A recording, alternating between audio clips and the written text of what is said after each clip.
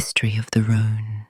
The Rhône Valley is one of France's oldest wine regions, its story stretching back to Roman times when vines were planted along the river's banks. Monks and merchants carried its reputation through the Middle Ages, and by the 17th century, Rhône wines were already prized in Paris and beyond. The region's dual identity, Northern Rhone's structured Syrah and Southern Rhone's generous blends, has made it a cornerstone of French wine culture.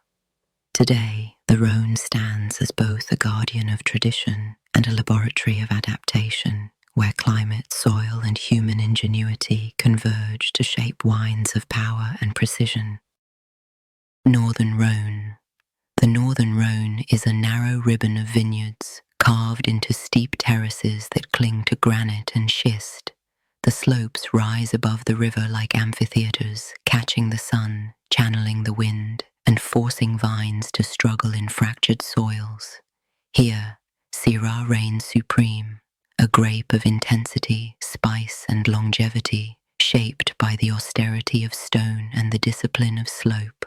In Côte Rôtie, the roasted slope, Syrah finds perfume and grace. The wines are elegant, lifted, often blended with a whisper of Viognier to add floral lightness. Côte Rôtie is Rhone's voice of seduction, a wine that balances power with beauty, structure with silk. Hermitage is different, one solitary hill, yet monumental in reputation. Its Syrah is dense, structured and profound, wines that can endure decades, evolving into layers of spice, leather, and earth. Hermitage is Rhone's monument to power, a single vineyard that speaks louder than entire regions. In Cornus, Syrah shows its rustic side, muscular, earthy with firm tannins. Cornus is resilience in a glass. These wines are authentic, uncompromising, built for those who seek depth and honesty rather than polish. Saint-Joseph and Crozes Hermitage stretch wider, offering Syrah that is more approachable, often fruit-forward, yet still carrying the Rhone's signature spice and minerality.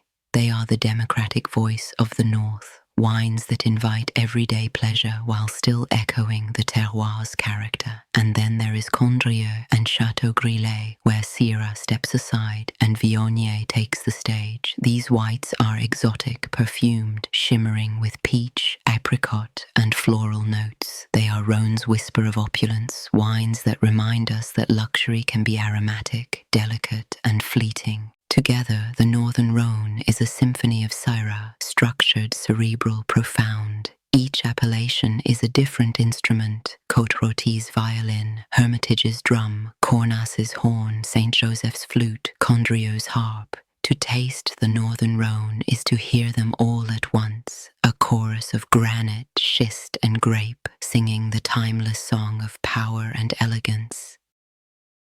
The Southern Rhône stretches wide beneath the sun, a landscape of rolling hills and open plains where vineyards bask in Mediterranean light. The soils are a mosaic, clay, sand, and the famous galets roulés, rounded stones that store heat by day and release it by night, nurturing grapes with warmth and resilience. Here, blends dominate, with Grenache, Syrah, Mourvèdre, and Cinsault forming the backbone. The wines are expansive, generous, and democratic, crafted not for solemn cellars, but for convivial tables, carrying the spirit of the South in every glass. In Châteauneuf-du-Pape, the flagship appellation, the voice of Grenache is layered and profound. Up to 13 grape varieties are permitted, but Grenache leads with richness, power, and generosity. These wines are monumental yet inviting, embodying the grandeur of the Rhone's southern heart. Gigondas and Vaqueira stand nearby, often called the little brothers of Châteauneuf.